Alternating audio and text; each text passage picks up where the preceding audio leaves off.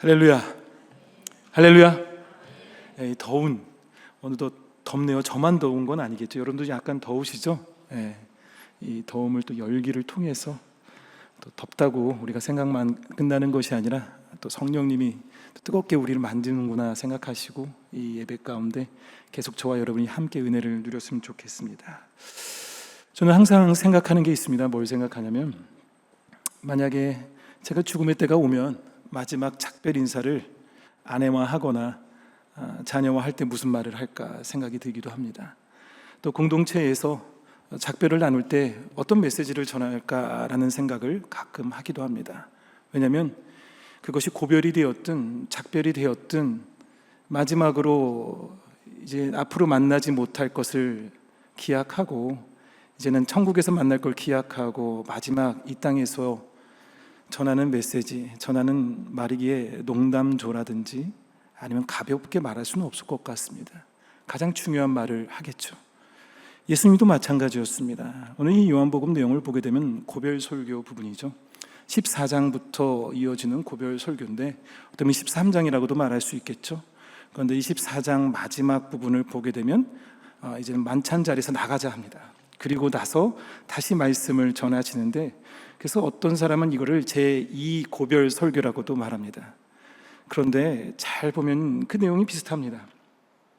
14장에 내가 길이요 진리요 생명이요, 아버지가 안에 거하고 내가 그 안에 거하고 너희도 내 안에 거하면 말합니다. 그리고 또 보혜사 성령이 올 것이라고 말하죠. 근데 15장 내용도 마찬가지입니다.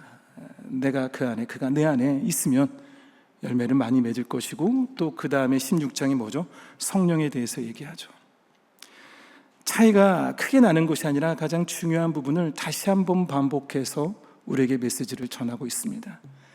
예수님께서 십자가상에 돌아가시고 떠나는 그 마지막 순간에 제자들에게 주어지는 귀한 선포의 메시지의 내용을 우리가 같이 한번 보기 원합니다. 근데 그 내용은요, 너무나 잘 알고 있는 내용이죠.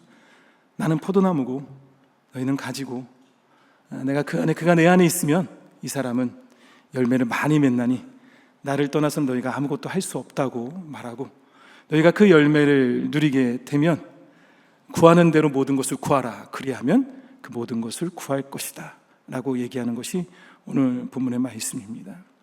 근데 이 내용은 구약에도 마찬가지로 나와 있죠. 이사야서 5장 1절에서 7절을 보게 되면은 포도나무 비유가 나오죠. 참 포도나무에 대해서 말하고 있습니다. 그래서 하나님은 이스라엘을 비유적으로 포도나무라고 말했죠.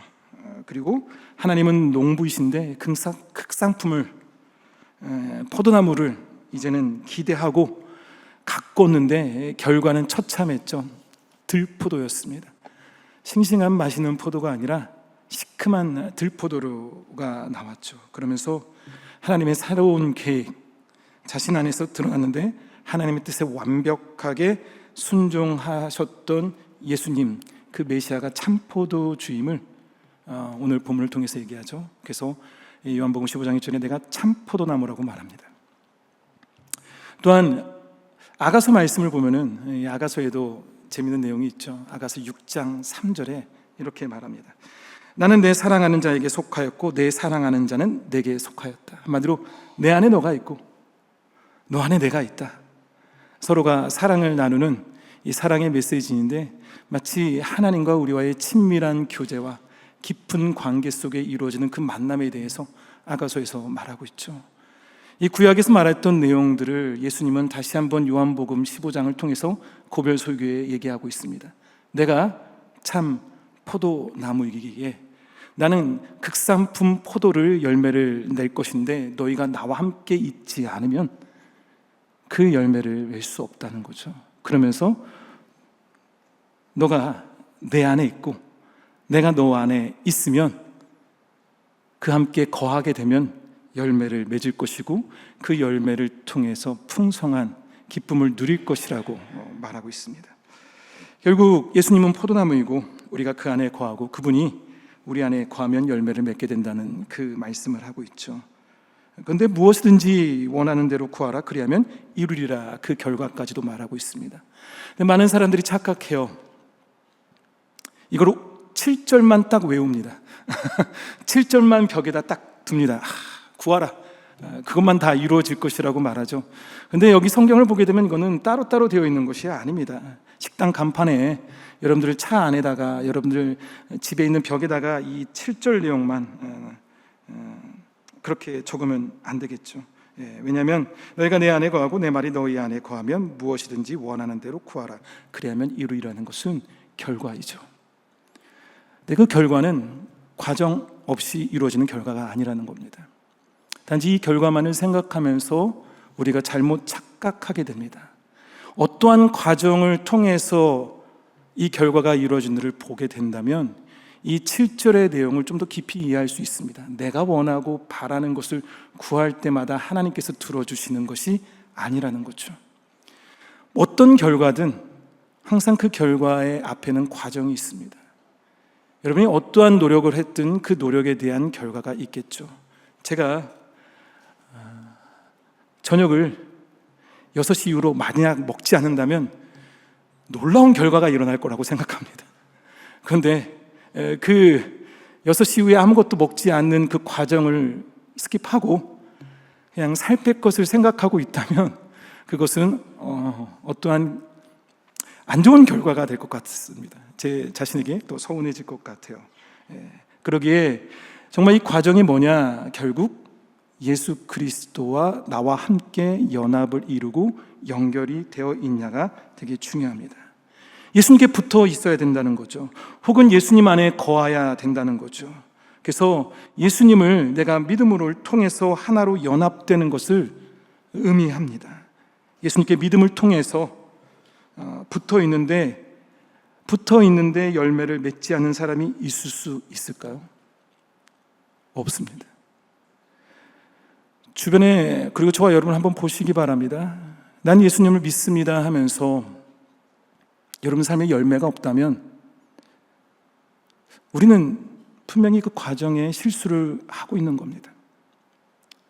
내가 예수 그리스도를 믿는다고 말하고 예수 그리스도가 나의 구주시고 내가 예수 그리스도를 위해서 살겠다고 말하면서 내 삶에 열매가 없다면 뭔가 잘못된 거죠. 믿음의 고백은 반드시 삶의 열매를 통해서 확인돼야 됩니다. 그냥 하나님 믿습니다로 있는 공동체의 교회가 아니라 하나님을 믿기에, 내가 예수 그리스도를 믿기에 내 삶의 열매가 이루어지는 공동체, 그리스도인으로 이루어진 공동체가 진정한 교회지, 교회가 예수님의 공동체라고 말할 수는 없습니다. 이게 무슨 뜻이냐면 교회보다 더 중요한 것이 그리스도라는 거죠. 교단보다 더 중요한 것이 그리스도가 우선이 돼야 되는 거고, 교리보다 더 중요한 것이 그리스도가 우선이 돼야 합니다. 아멘? 믿으십니까? 어떤 것보다 예수님보다 앞서는 것이 있나요? 없습니다. 그런데 우리는 예수님보다 앞설 때가 있습니다. 믿음의 공동체가, 예수 그리스도를 믿는 그 공동체가 교회가 되는 거지, 교회가 믿음의 공동체가 되는 것은 아닙니다. 가장 먼저 중요한 것은 예수님이겠죠. 자, 그렇다면은 그분 안에 거하는 것이 무엇일까요? 어떻게 우리는 그분 안에 머물 수가 있을까요? 그걸 한번 더 깊게 본다면 그리스도 안에, 그리고 그분이 내 안에 거하는 그 과정을 한번 보기 원합니다. 오늘 본문을 보게 되면 안에라고 되어 있죠. 이것이 한번 15장을 보거나 14장을 보게 되면 반복적으로 몇 번 나와요. 그래서 나중에 읽으실 때 빨간 펜으로 한번 적어보셔도 괜찮을 것 같습니다. 내가 누구 안에 있다는 것은 소속감을 말합니다. 그리고 그 정체성을 얘기하죠. 내가 임마누엘 교회에 있다, 내가 한국인이다, 내가 어디 안에 거하고 있다라고 말한다는 것은 나의 정체성과 나의 소속감을 말하고 있습니다. 자, 그렇다면 가장 중요한 것은 우리는 누구 안에 있냐이겠죠. 요한복음 1장 3절에 이렇게 말합니다. 만물이 그로 말미암아 지은 바 되었으니 지은 것이 하나도 그가 없이는 된 것이 없느니라. 예수 그리스도 안에, 한마디로 이 그라는 것은 예수님이죠. 그로 말미암아 지은 바 되었으니 지은 것이 하나도 그가 없이는 된 것이 없느니라. 시작도 예수님이었고 그리고 그 모든 것을 함께 하셨던 예수님이기에 우리의 모든 중요한 부분이 예수 그리스도 안에 거해야 되는데 이제 그렇지 않으면 어떻게 되냐? 바로 그것을 창세기서는 이렇게 말하고 있습니다. 창세기 3장 9절을 한번 볼까요? 창세기 3장 9절이 이렇게 말합니다. 여호와 하나님이 아담을 부르시며 그에게 이르시되 너가 어디 있느냐 말합니다. 하와와 아담이 죄를 짓고 나서 이 동산에서 숨어 있죠. 하나님이 그를 찾을 때 뭐라고 말하죠? 내 안에 있으면은 그렇게 말하지 않을 겁니다. 그런데 너가 어디 있느냐 말합니다. 바울도 고린도전서 15장 22절을 통해서 말하죠. 아담 안에서 모든 사람이 죽은 것 같이 그리스도 안에서 모든 사람이 삶을 얻으리라. 아담이 죽음의 대표성을 갖고 있다면 그리스도는 생명의 대표성을 갖고 있는 거죠. 그래서 아담 안에 있는 사람들은 죄악과 죽음의 옛시대에 속한 사람이죠. 그래서 아담 안에 있는 것이 아니라 그리스도 안에 있어야 된다는 것이고, 아담 안에 있다는 것은 죄와 저주와 죽음 가운데 있는 것이라면 그리스도 안에 있다는 것은 생명을 말하고 있습니다. 그리스도 안에 있는 사람들은 그의 죽음과 부활 속에서 우리가 같이 연합되어진 거겠죠. 그래서 로마서 6장 11절에 이렇게 말합니다. 이와 같이 너희도 너희 자신을 죄에 대하여는 죽은 자요 그리스도 예수 안에서 하나님께 대하여는 살아있는 자로 여길지어다. 그리스도 예수 안에서 있어야지만 생명을 갖는다고 말하고 있습니다. 자, 그렇다면은 아담이 아니라 예수 안에 거하는 것은 뭘까요?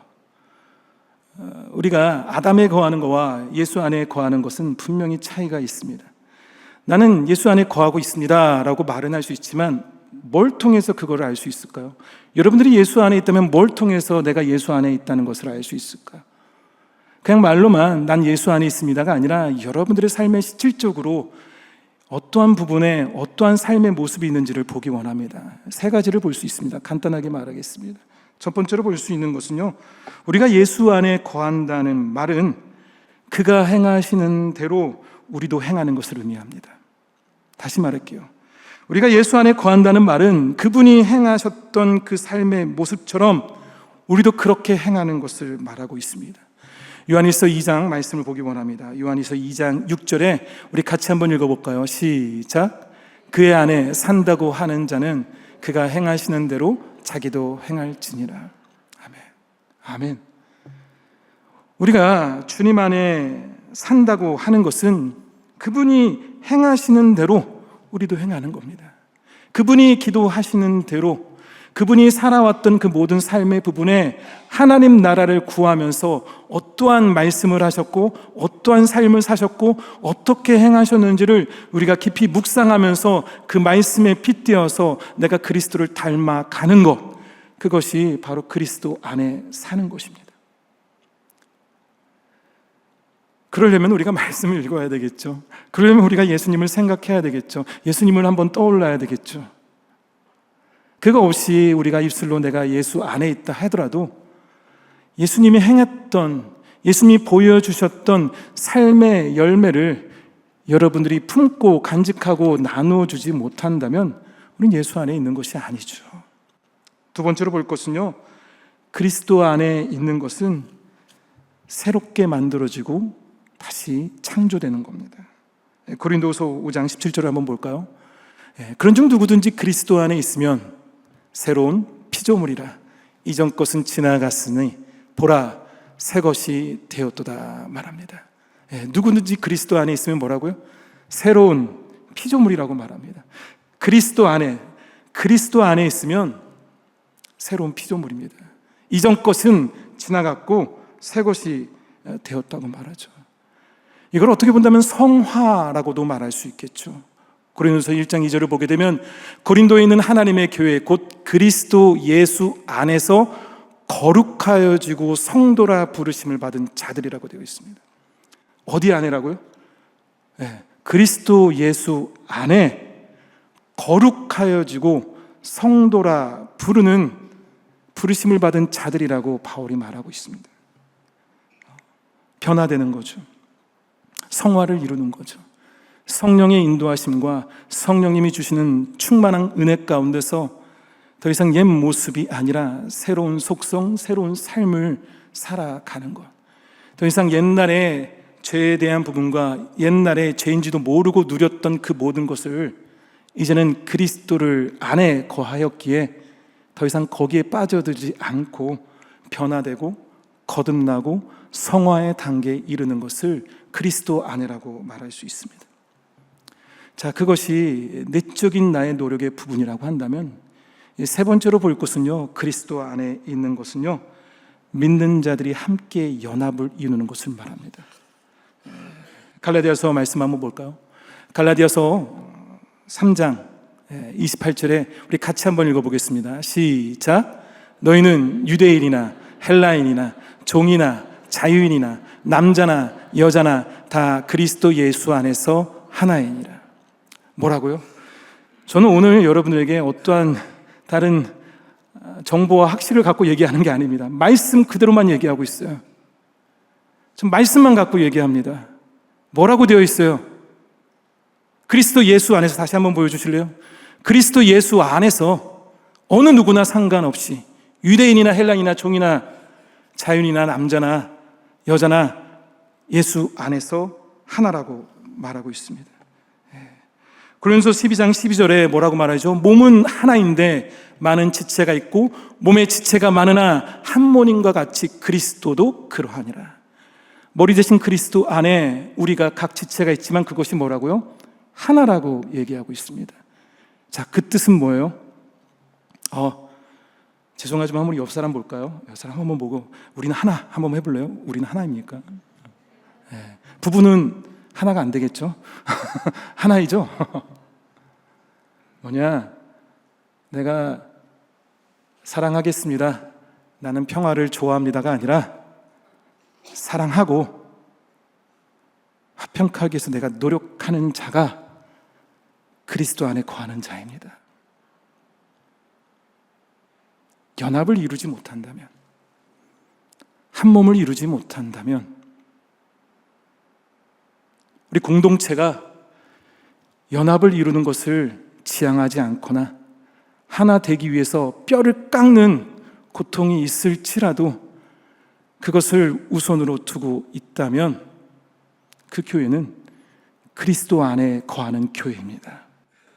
하지만 우리가 사랑한다 하지만 너가 나에게 뭘 하지 않는 이상은 나는 절대 마음을 열지 않겠다거나 내가 먼저 그 문을 두드리지 않겠다고 한다면 그것은 그리스도 안에 거할 수 없습니다. 다시 말씀드리겠습니다. 그리스도 안에 거한다는 것은 예수님께서 행하셨던 그 행함을 우리가 따라서 행하는 것이 그리스도 안에 거하는 것입니다.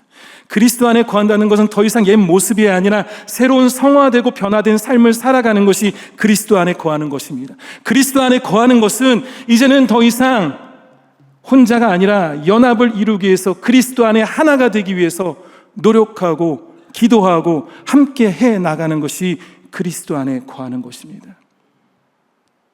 자, 그렇게 한다면 뭐라고요? 그리스도도 내 안에 오십니다. 우리가 박수를 치죠. 근데 박수 소리가 나려면 어떻게 해야 돼요? 두 손이 마주쳐야 되잖아요. 아무리 내가 한 손이 허공을 열심히 가르면서 소리가 나도록 해도 다른 손이 함께하지 않으면 소용이 없습니다.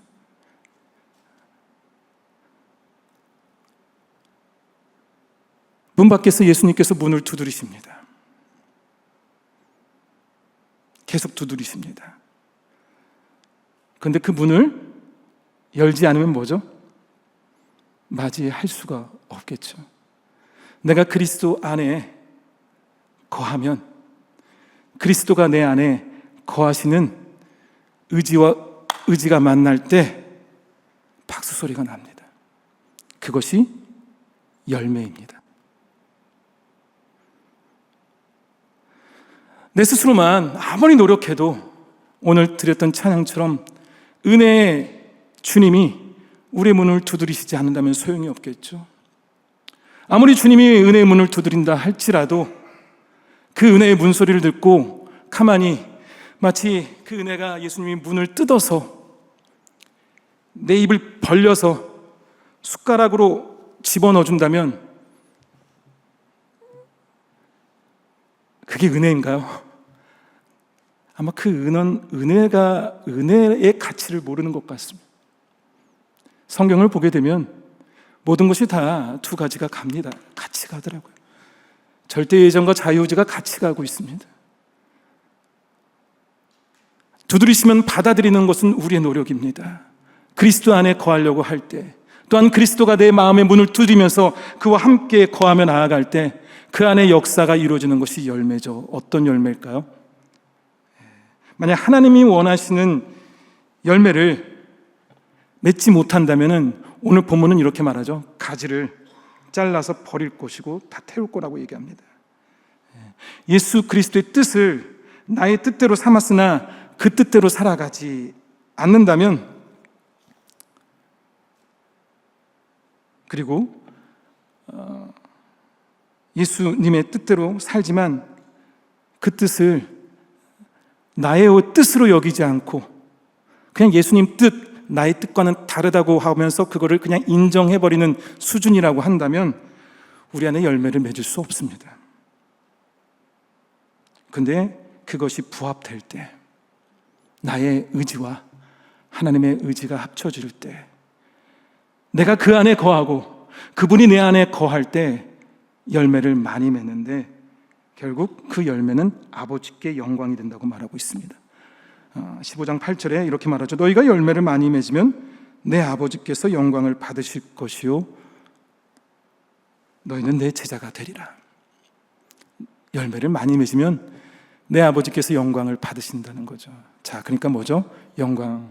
열매는 아버지의 영광이 된다는 거죠. 우리의 행동과 말이 그리스도의 삶에 주어지는 성품과 그리스도의 삶에 일치한다면 그리스도 안에 있게 되는 거죠. 우리는 성령의 인도하심 속에서 삶의 변화가 이루어지는 거겠죠. 그리고 그것이 그리스도 안에 머물게 되는 거겠죠. 우리는 함께 예배하고 찬양하고 혼자가 아니라 함께 연합을 이루며 나아갈 때 그리스도 안에 있게 되겠죠. 바로 그것이 예수 그리스도께서 우리에게 말씀하신 것이고, 바울은 그 말씀에 빗대어서 성령의 감동하신 가운데에서 서신서의 여러 군데에서 그리스도 안에 거하라고 얘기하고 있습니다. 자, 그렇게 되면 그때 기도가 응답이 됩니다. 그때 기도가 응답이 돼요. 뭐라고요? 그리스도 안에 거하고 그분이 내 안에 거하여서 열매를 맺게 되면 그때 우리는 기도가 응답이 됩니다. 참고로 열매에 대해서 조금 더 얘기를 한다면 그 열매는 결국 사람을 살리는 거죠. 한 영혼을 귀하게 여기고 한 영혼이 그리스도를 만나는 거겠죠.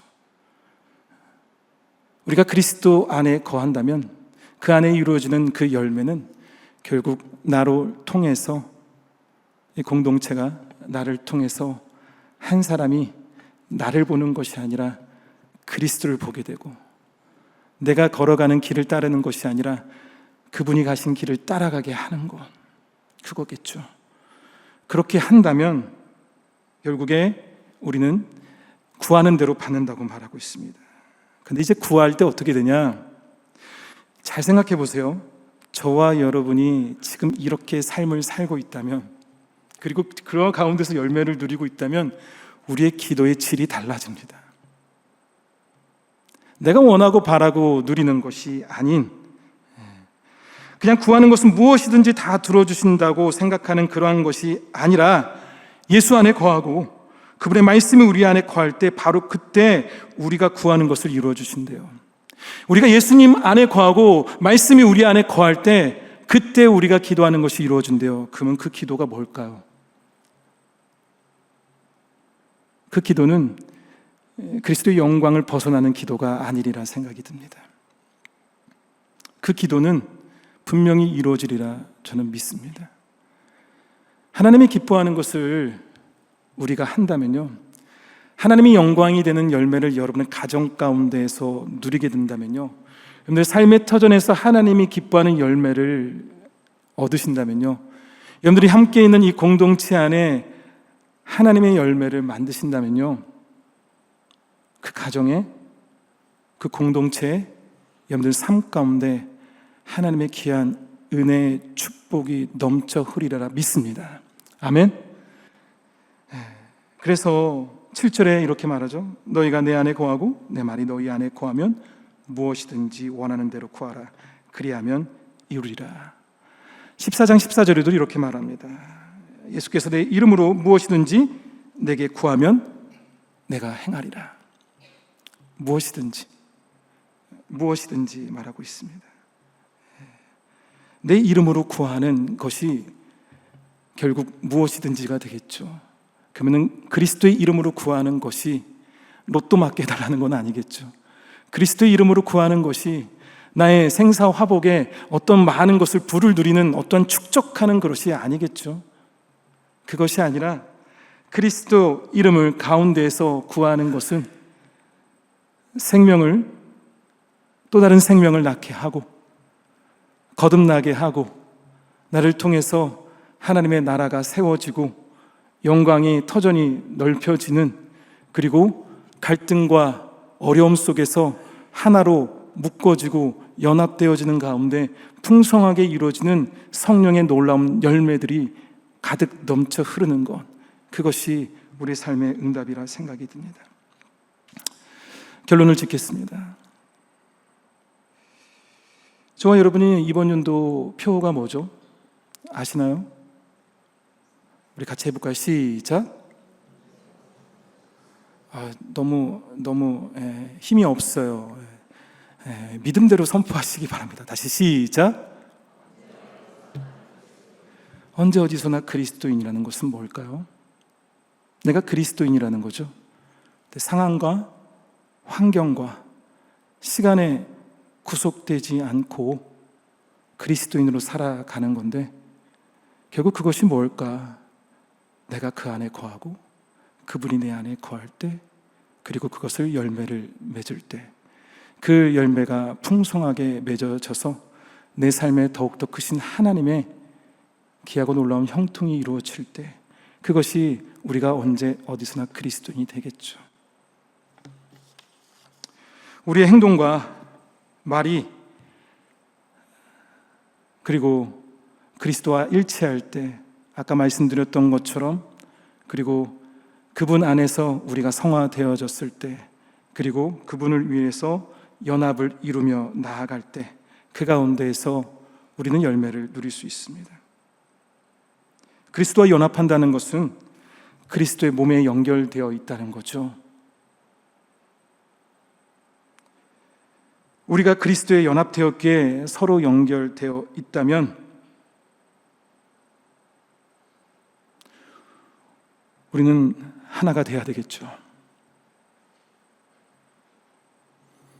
이 큰 교회도 하나가 될 수 있을까요? 교육부가 하나가 될 수 있을까요? 평원들이 하나가 될 수 있을까요? 목장 안에 있는 목원들이 하나가 될 수 있을까요? 부모와 부모 사이에 있는 아이들이 하나가 될 수 있을까요? 1부 예배와 2부 예배, 3부 예배가 하나가 될 수 있을까요? 위원회들이 하나가 될 수 있을까요?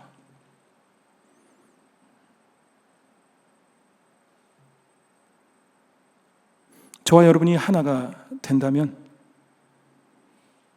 우리는 그리스도 안에 거한 것이고 그리스도는 우리 안에 거하는 겁니다.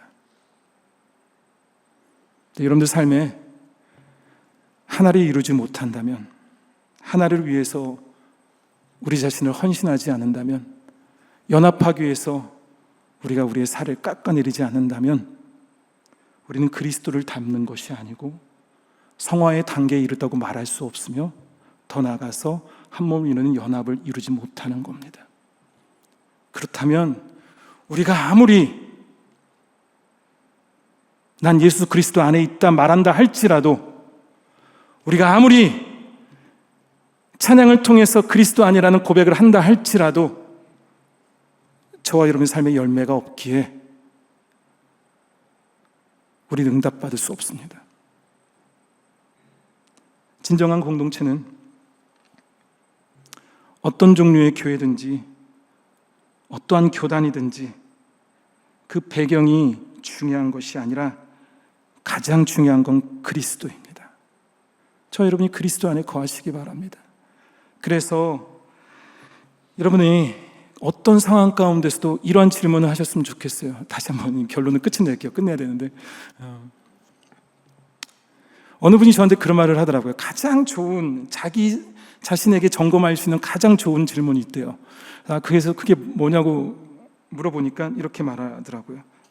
나는 문제의 일부인가 해결책의 일부인가?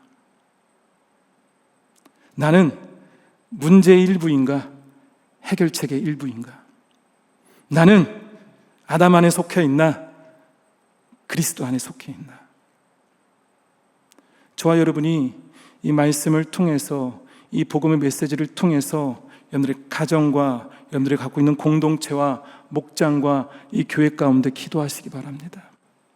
하나님이 기뻐하는 열매를 이루는, 그러므로 하나님이 주시는 귀한 응답과 풍성이 내려오는 하나님의 놀라운 그 메시지를, 그리고 그 구원을 누릴 수 있는 저와 여러분이 되길 간절히 축원합니다. 같이 기도하겠습니다. 하나님 감사합니다. 오늘 주어진 말씀을 생각합니다.